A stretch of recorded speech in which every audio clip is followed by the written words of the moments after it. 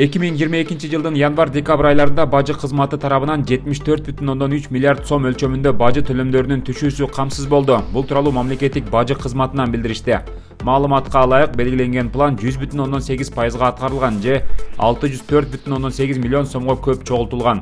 2021 жылдын ушул мезгилине карата бул сумма 46,9 миллиард сомду түзгөн.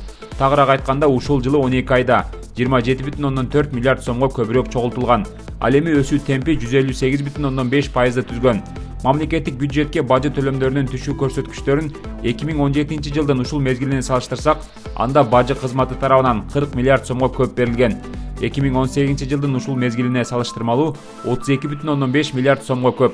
Ошондой эле 2019 жылдын ушул мезгилине салыштырмалуу 31 миллиард сомго көп деп айтылат маалыматта. Кыргызстанда мектеп окуучуларынын кышкы каникулун узартуу чечими кабыл алынды. Бул тууралуу Билим берүү жана илим министри Уланбек Мамбетакунов социалдык тармактагы баракчасына жазды. Ошондой эле окуучулар мектепке 16 январдан тартып бара баштайт. Мындай чечим 9 январда министрлер кабинетинин өткөн жыйынында кабыл алынды. Буга чейин Саламаттык сактоо министрлиги Билим берүү жана илим министрлигине алдыда күтүлүп жаткан суук аба ырайына байланыштуу балдарды онлайн окутууга жөнөтүүнү сунуштаган. Белгилей кетсек, мектеп окуучуларынын кышкы каникулу 30 декабрдан башталып, 10 январга чейин созулмак.